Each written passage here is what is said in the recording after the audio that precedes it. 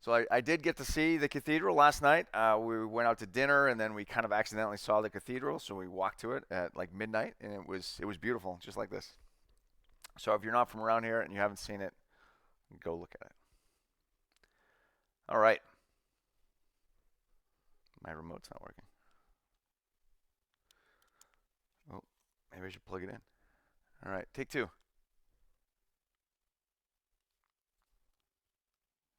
You would have thought I would have tried this earlier. There we go. All right. So we all know this, right? So all software has bugs. Does anyone disagree? Nobody. Does everyone agree, hopefully? Okay, great. So this is expected, right? We know this. This is basically a fact, right? In some cases, this fact keeps us employed, right? We fix bugs. It's what we do all day long. And we also know security is hard. But somehow we expect our applications to be free of security bugs. So those two things don't really line up for me. So this is kind of the driving point of this talk. So today we're going to talk about what a vulnerability is, what responsible disclosure is, that term. We're going to talk about how to report vulnerabilities. We'll talk a little bit about log4shell. I know everybody's probably heard all they want to ever hear about log4shell. I'm not going to get into too many details, just more how it relates to the reporting process. And then I'm going to give you a few tips on what I think you can do for your projects to help people both report them and deal with vulnerabilities better. So, I'm not a lawyer. I'm also from the US, so my knowledge of the legal system here is a little lacking. Okay, so typically I don't worry about any legal ramifications if I go report a vulnerability, as long as I think if you report them correctly to the correct people, there's no issue. But again, I'm not a lawyer. This is not legal advice, so do what works best for you. I still wouldn't call up, the CEO of a small company, a mom and pop shop, and scare them, tell them I had a vulnerability.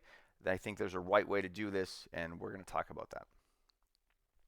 So who am I? I'm Brian Demers. I'm a developer advocate at Gradle. We have a booth. Come check us out. We still have a bunch of t-shirts, so come by afterwards and pick one up. I've spent a lot of my career in and around open source, specifically in the Java space, and really focused on application security and build tools, right? And those two things seem like different ends of the spectrum, right? Like, how are those things even related?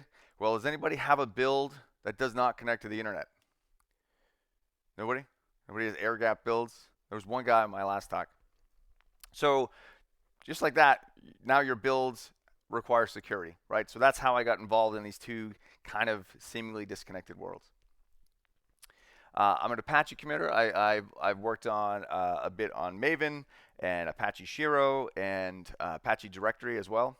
But outside of that, I'm a beekeeper, so hobbyist. I have a couple hives at my house, and I also really like board games. So if you want to talk about those two things afterwards, we can too.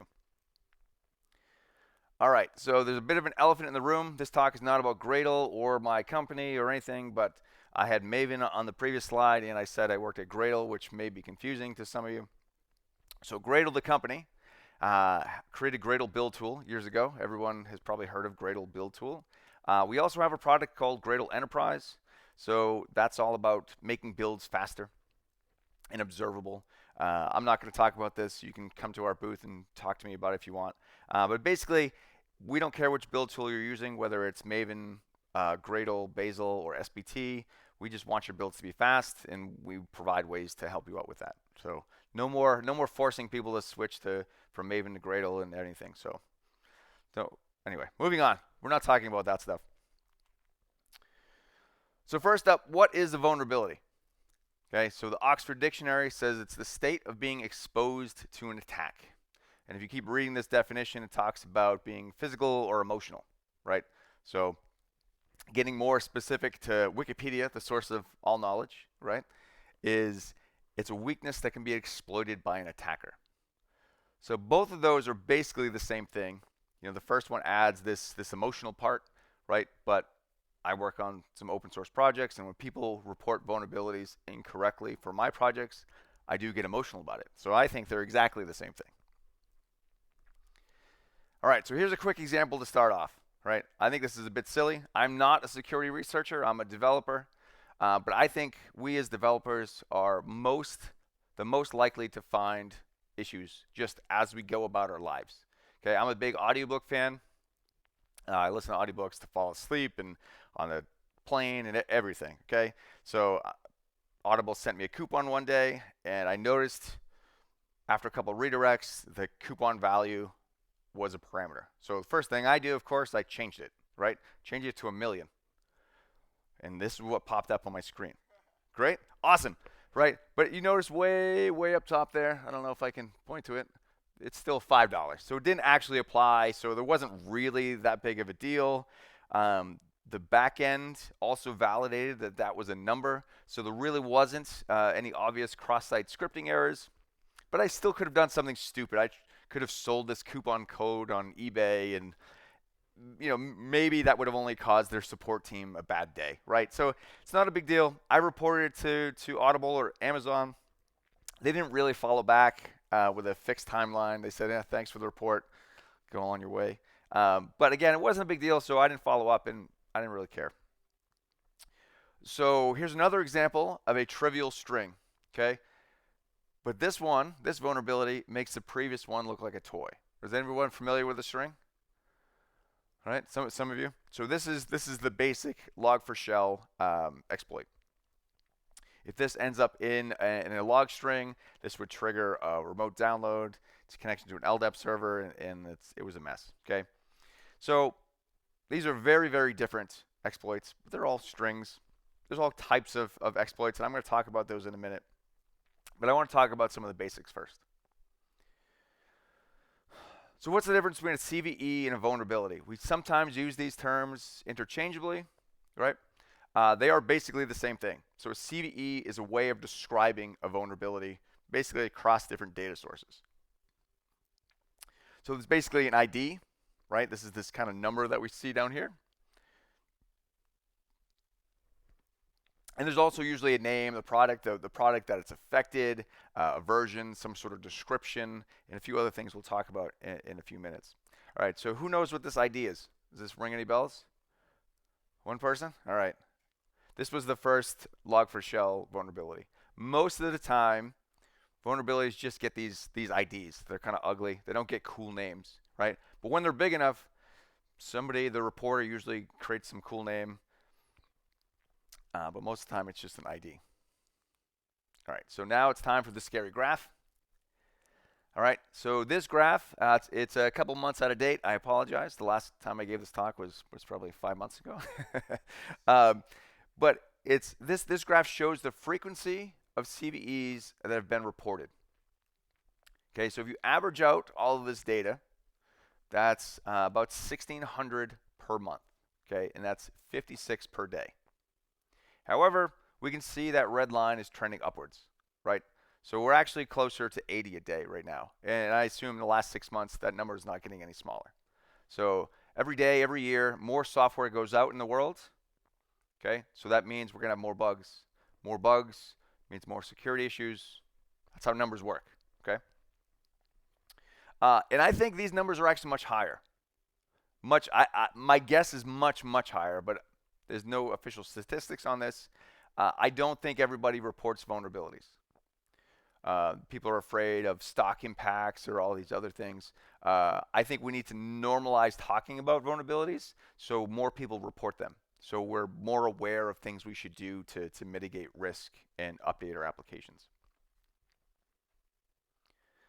All right, so I like to skip the slide usually, but since log4shell scored a perfect 10, I feel like it's important to talk about.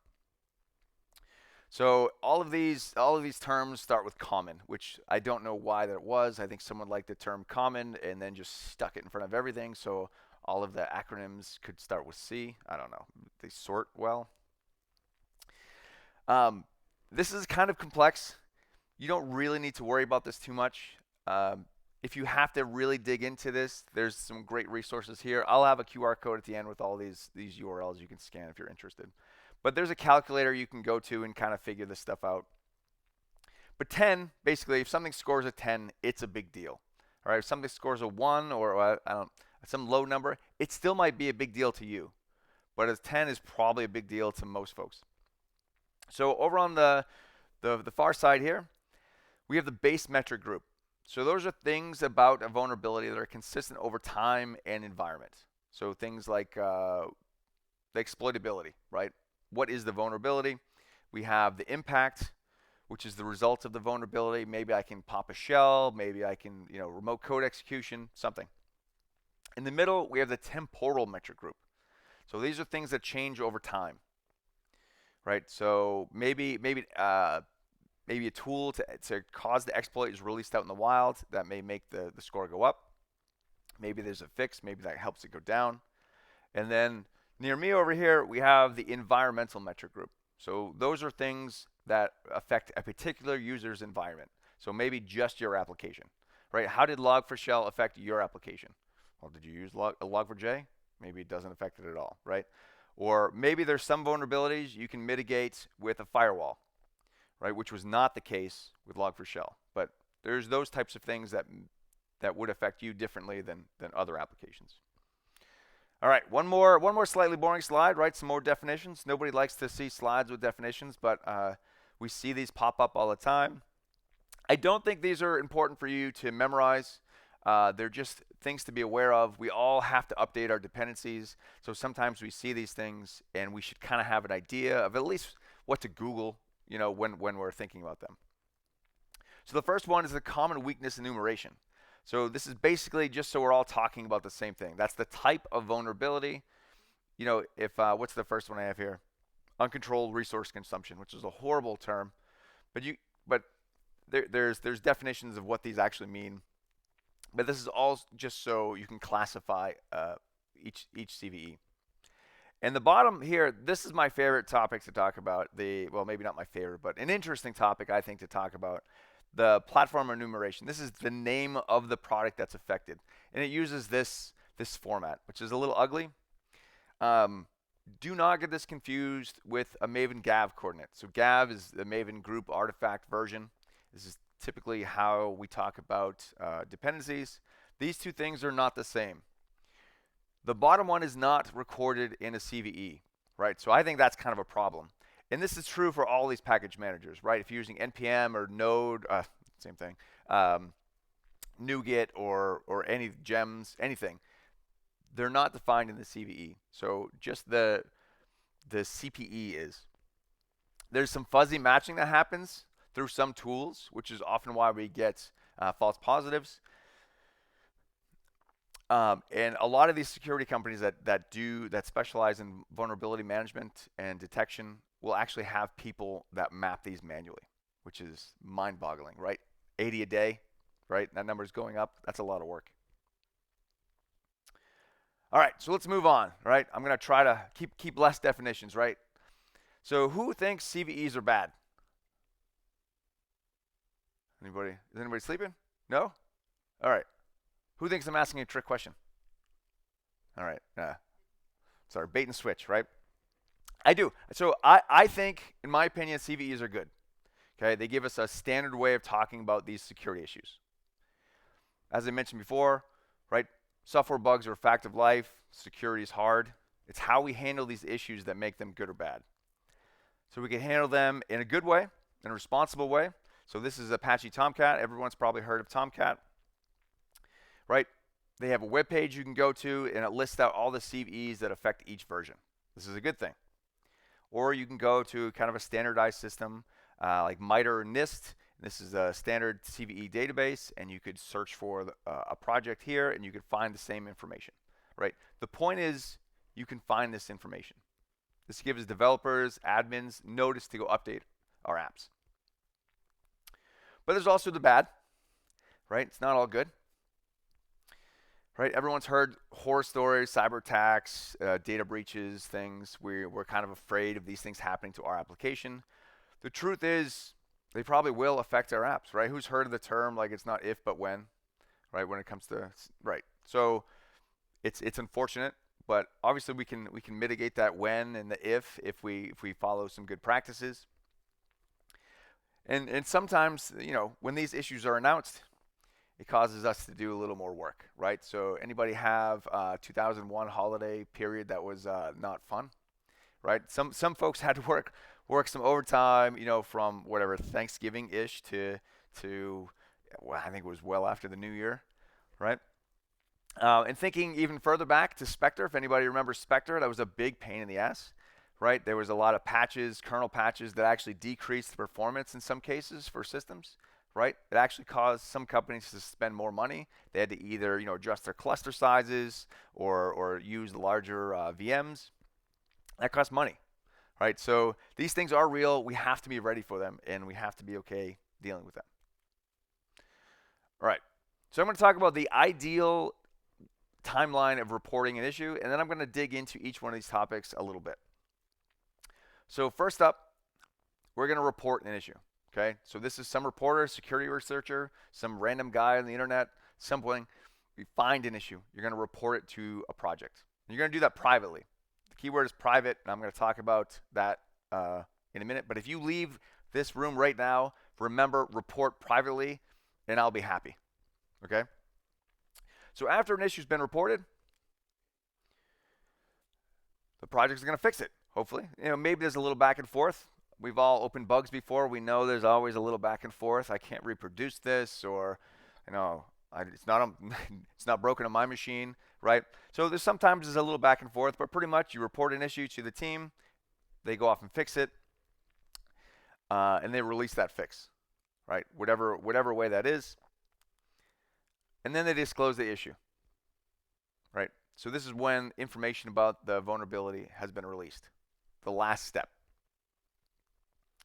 So let's talk a little bit about responsible disclosure. Has anyone heard this term before? A couple of people? Awesome. So Microsoft also calls this coordinated disclosure. That's another term, same thing. It basically means we're going to keep something a secret until it can be fixed within some agreed upon time frame. Okay, this is different than full disclosure. So full disclosure means we're going to tell everybody everything right now, right away. Okay. So at first hand, that might sound good, right? And again, I have a biased opinion about this. But full disclosure also gives attackers the same information, right? In often cases, attackers are more likely to be able to use that information than maybe a system admin, right? A system admin might not be able to do anything until a patch is released, right? Maybe unplug the server, right? There was definitely cases of that for Log4Shell. So my view, right, again, it's biased, but my view is that responsible disclosure is the best option in almost all cases, right? It's really easy to disclose information. It's impossible to take it back, right? Once something's out on the internet, it's out. It's archived. It's not coming back. So even if you think full disclosure is the best bet, I think starting with a responsible disclosure is your better option. You can always release more information later, right? All right, so let's dig into reporting. So again, privately. I should have made privately the whole slide. Okay, privately really is the big deal here. And this is the problem. So there's really no standard way of reporting a vulnerability. Everybody does this differently, right? Do not do this on Stack Overflow, email list, public email lists, right? Slack. You know, some open source projects have Slacks or Discords or whatever. Don't do this publicly. Each project or vendor is going to have some way to do this, right? I work on a handful of Apache projects. They typically have a security at something mailing list. Okay, that's the correct way to do it. There's some instructions there, but if you don't know that, how would you report an issue, right? So you have to know that you have to report it privately before you even think about Googling it.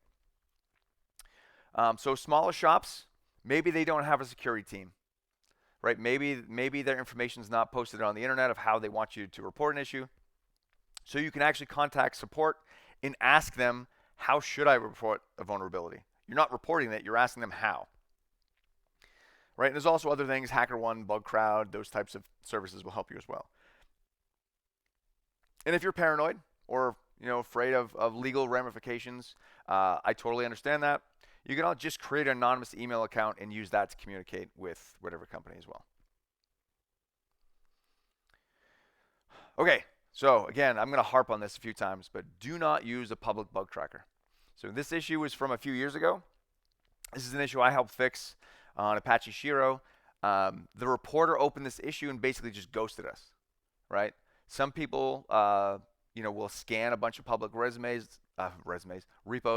scan a bunch of repos on GitHub and look for a very specific issue. And that's usually to pad like reputations or the resume, which I actually think is fine. The problem is you also need to do that responsibly, okay? If you just open a bug and leave it and then ignore it because like, oh, look, I found 6 security issues, then that doesn't help people, right? And it's not just bug trackers. I've seen the same thing, as I mentioned, Stack Overflow, mailing lists. It's common, right? If you're asking a security question to anything public, you should definitely think twice about whether you're adding too much information. But it's tricky, right? So if you think there's potential for a vulnerability, contact the project first, and then they might say, no, don't worry about it, and then you can follow up publicly. I know that takes time. We typically don't have a lot of extra time in our day, but these things require extra work.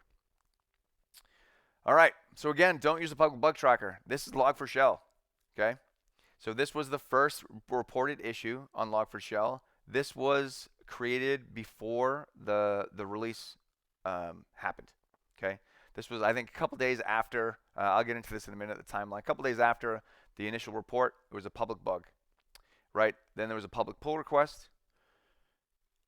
And those things are all made public on the internet, archived everywhere. So anyway, I'm going to get to that in a minute.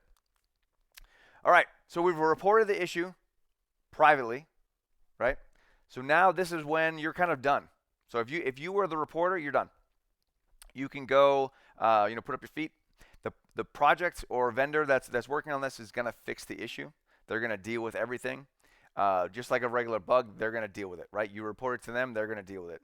They're going to handle a little more secret than a normal public bug, but still, that's on the project to fix. And then they're also going to publish some sort of release, right? However you distribute your software to your customers, WAR files, zip files, whatever, you're going to distribute it. Java libraries published in Maven Central. Microsoft has patches, Patch Tuesday. PHP is like a source-based project. They might just cut a tag, call it done, but they're going to make a release. But there's this little bit of time between the report and the fix, and we're going to call that the security embargo. Has anyone heard that term before? A couple of people. Okay, it's one of these terms that you only hear about in little pockets. I think it should be a little more well known. But it's a period of time. Okay. So how long should that period of time be? The suggestions range. Okay, so Google Project Zero, I think the default is still 90 days, but they've released things as short as 7 days if information was already disclosed elsewhere. And they also went as far as 8 months in the case of Spectre, and that actually leaked out as well. But the Linux kernel is an interesting one. So I mentioned 2 weeks, but it's actually something like 19 days, which is 2 weeks plus a couple days because people have lives and holidays and long weekends and whatever. The general suggestion though is to make it as short as possible, give the team, the project team enough time to fix the issue. So how long does it take you folks to fix a regular bug, not a security issue? How many people take months to fix one issue? You don't want to admit that. I wouldn't want to admit that either. All right, so one person, yeah. We've all had cases where it's taken months. I don't care what anyone says, right? All right, how many people are weeks? All right, some more. How many people can release something in a day? Okay, some people, awesome. Okay, so, but think about that when you think about how long you should give somebody to fix an issue, right? It takes a long time. Some of these issues are more complicated. They need to be tested. Going back to the Linux kernel, right? That project has a lot of eyeballs on it. Right, that's one of the great things about the Linux kernel. But there's 45,000 forks and 150,000 stars on GitHub, right? And that's just GitHub. That's not elsewhere from vendors. So I like this saying, right? 3 may keep a secret if 2 of them are dead, right? So this is a bit of a joke, I think, or hopefully. But there's also some truth here, right? Think about how fast information travels on the internet today. If you accidentally leak something out, it's everywhere. All right.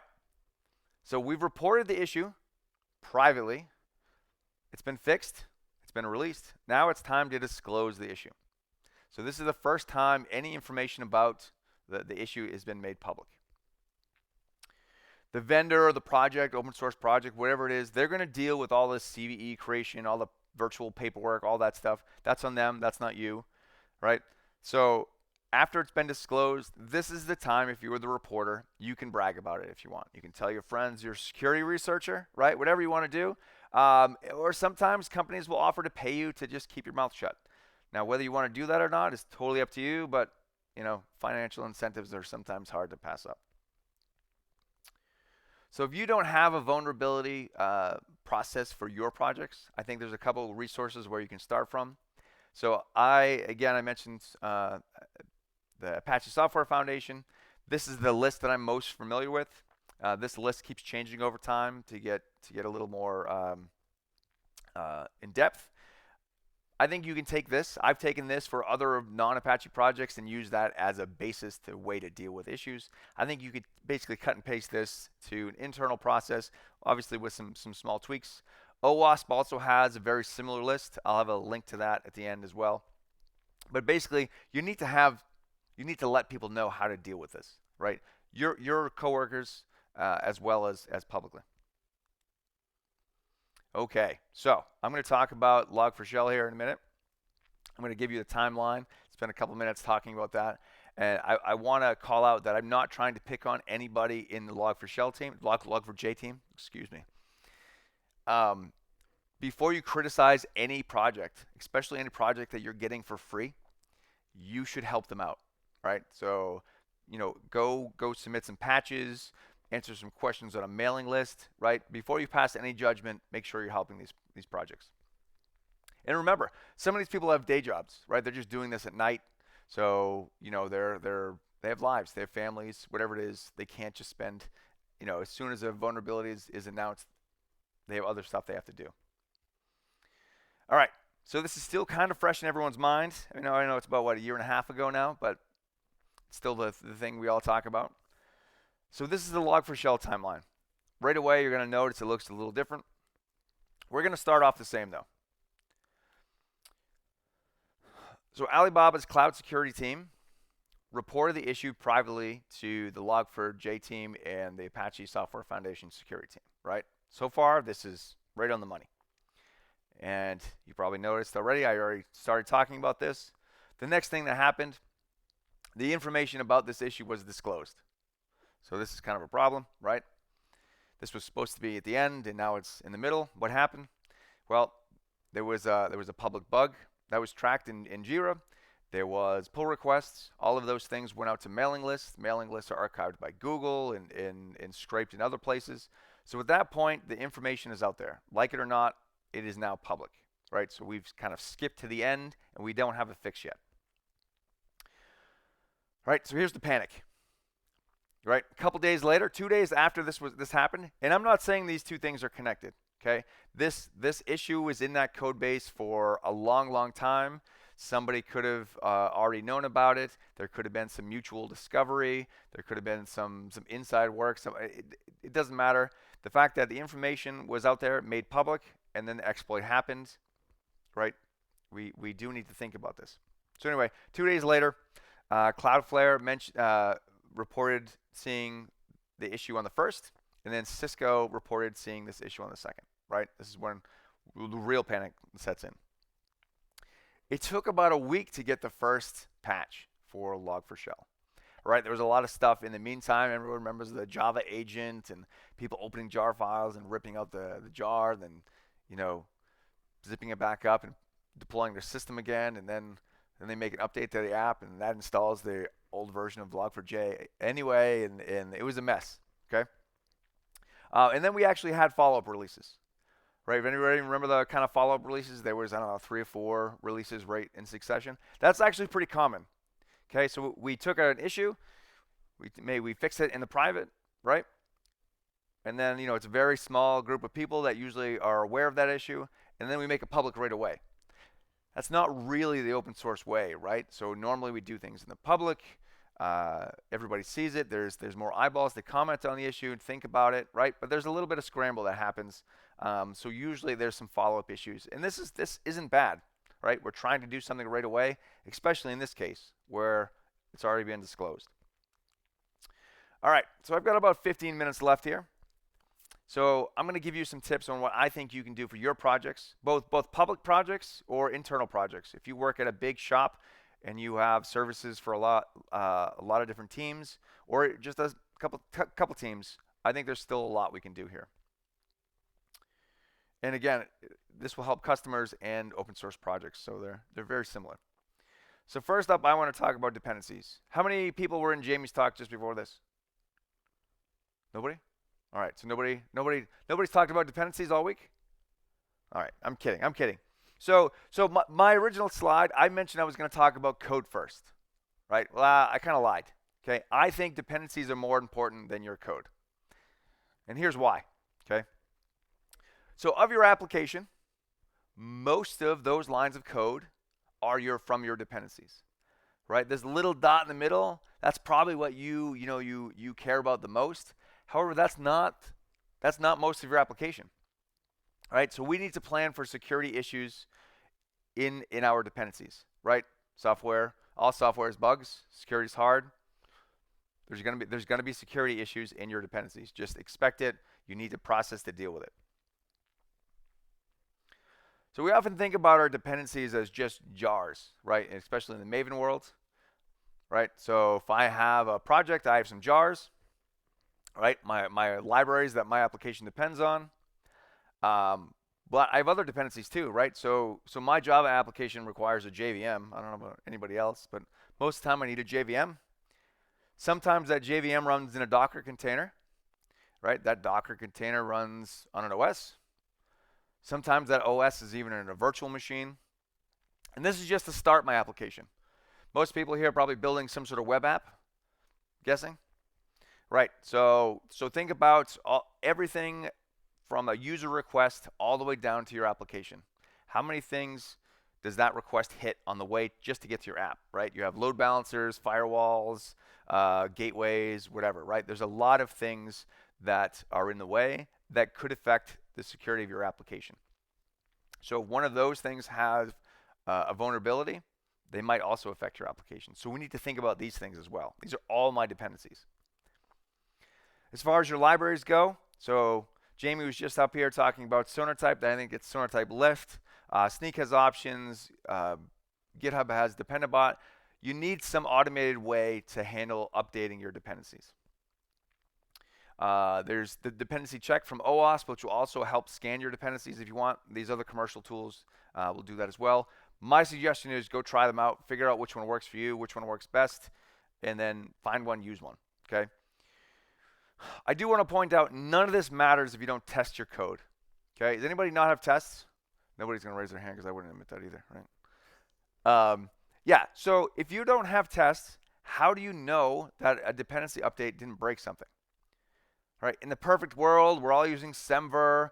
We're like, I know this isn't going to break because it's a patch change and that's guaranteed to work. No. Everybody here I know who's ever updated a dependency has broken something when they've updated that dependency. It happens. It's a fact of life. Again, it's just a bug. Somebody messes something up, whatever. One day it messed up a demo. We were trying to put together some code I'd cobbled together. Spring had just released a new release. We were like, oh, we should update to the next release, and it broke something, right? It was actually like it changed a contract of some class, and it broke our demo. Anyway, night before the demo is when we should work on the demo, right? Anyway, so you need to manage these things well. Okay, so thinking back to Heartbleed, and that was 2014. So it took Cisco 50 days to identify the affected software that was affected by Heartbleed, okay? 50 days just to say, yep, that's got a problem, okay? 50, right? So fast forward to Log4Shell, they figured out that was a problem, and they had everything on all their on-prem projects patched in 2 weeks, right? That's pretty good. And they had them identified in a couple days. That's much, much better.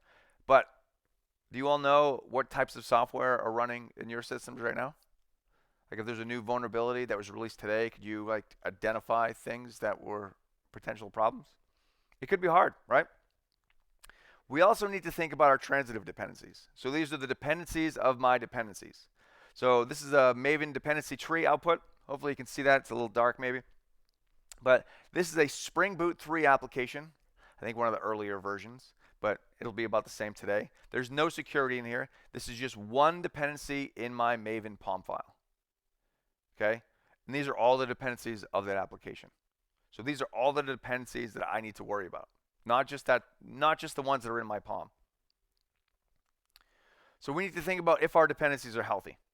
Okay? Do they get regular updates? Do they have active communities, mailing list forms, whatever? However you want to rate their health, you need to think about them. And we should also keep our dependencies to a minimum. So if you're building a Spring application, they have a bunch of string utilities in there, right? You can use that string util class. You probably don't need commons lang or guava, and vice versa, right? You don't need to bring in Spring utils if you're already using guava or commons lang. It's one less thing you need to worry about updating. All right, related to this is my biggest pet peeve. I talk about this any chance I get, so if I've already talked to you about this week, I apologize. But it is impossible to run secure application on insecure hardware. Okay? I've worked on a few projects that literally still today support Java 1.7 because people really want to run old versions of Android with them. This is mind-boggling. Okay? The last version of Android that required Java 1.7 was Android 6, and the last security update was in 2018. That's 5 years. Okay? 5 internet years, which is like 1,000 years of no security updates. You know that those phones, those devices are riddled with vulnerabilities. Okay? And I'm not just picking on Android, and there are better ways to deal with Android and older versions and newer versions of Java now. But I'm not just picking on Android, right? There's other projects that you have to worry about. If a library isn't getting updates, you should find something else. All right. Anyone heard of the Cove supply chain attack in 2001? A couple folks? Yeah. So I was hit by this too, which looks really bad on me because I had a personal key somewhere on GitHub or whatever, and it leaked. And of course, we weren't told about it for a few months, and I was a little paranoid about the whole thing. And so was my company at the time. But anyway, so long story short, Cove was kind of recommending basically curl pipe to bash and then do your best. However, that bash script that was out on the internet, Cove lost control of that, and someone replaced it with something more malicious, right? And that leaked a whole bunch of keys through GitHub Actions, and a few other types of services, right? So your build tools are also your dependencies. The services you use at your build time are also your dependencies. Your keys need to be rotated at whim. These things happen, right? Those vendors are also going to have bugs. So we need to be able to rotate these things at a moment's notice. All right, so has everybody heard of Sbomb by now? A couple of people? Okay, so an Sbomb is not the same thing as a Maven bomb. If you've heard of a Maven bomb, it's not the same thing. A Maven bomb is kind of a way to import dependencies into a POM file. If you haven't heard of that either, it's totally not related. An Sbomb is basically a list of ingredients, like the list of ingredients on a cereal box, a list of ingredients for your application. It defines all your dependencies. So when Log4Shell was announced, I have a friend who's an IT director at a public school back in the US, in New Hampshire, where I live. And he says, Brian, I just heard about this issue. It's a 10. What do I do? Right? And I didn't have any good advice for him. Right? I was like, you can do some fancy, file grepping searching, but that's really not going to help you. Right? Think of all of the ways we package Java applications today. Right? We have jars of jars, Uber jars, shaded jars, obfuscated jars, war files that contain jars.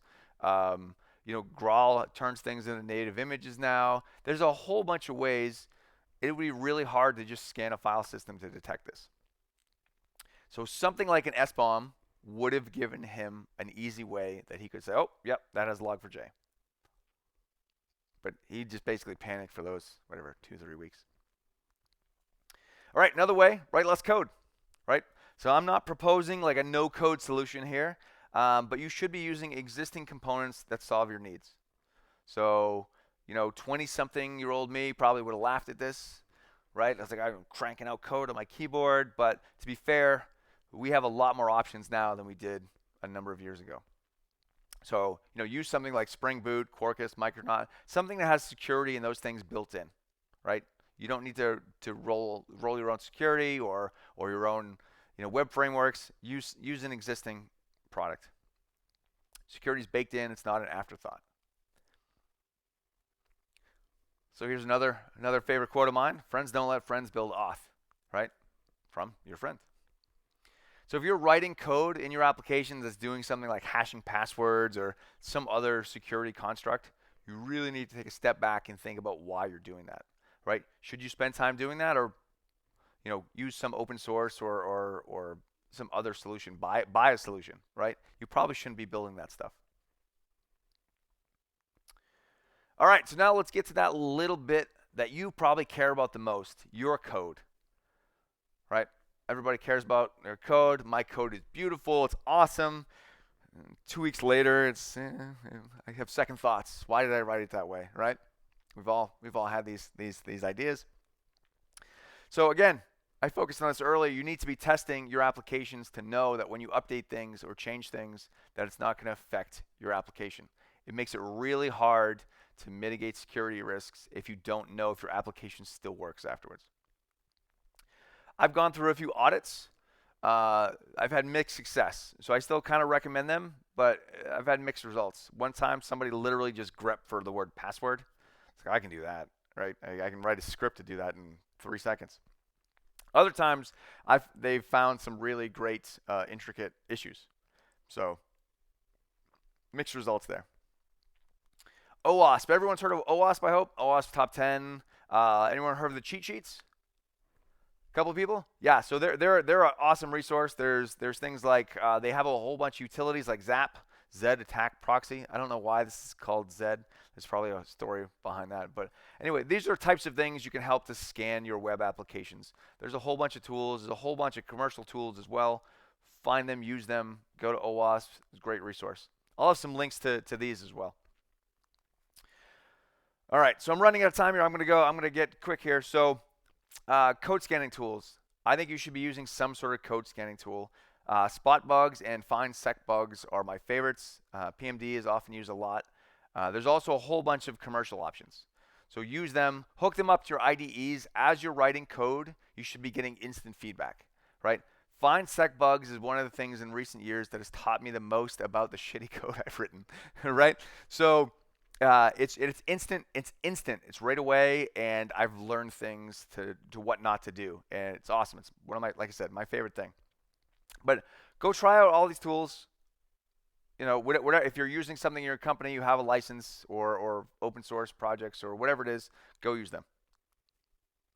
So remember, vulnerabilities are a fact of life. Okay. So what can we do for our projects that can help other people find how to report issues to us? So anybody on GitHub, you can add a comment to the top of your GitHub issue template.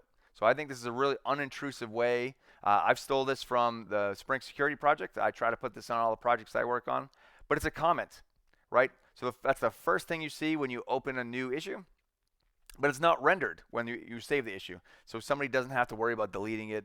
But it's a pointer. It's a gentle nudge to point people where they report security issues to. There's also security policies. GitHub has a couple ways to define a security policy. I think GitLab does something very similar. But you should define a policy. It doesn't have to be the whole policy. If you have a security policy of some sort on your corporate website, add a link here, right? But we're just basically funneling people back to the source, right? We're just throwing it everywhere we can. We're making people aware of this issue. GitHub is also working on a feature. It's in beta right now to help report issues privately through like kind of issues mechanism, and then also create private forks, which I'm excited for, but it's still in beta. I haven't really tried it out yet. Another favorite of mine is security.txt. Anyone heard of security.txt? One person? Yeah, so go to securitytext.org. There's a little form you can fill out.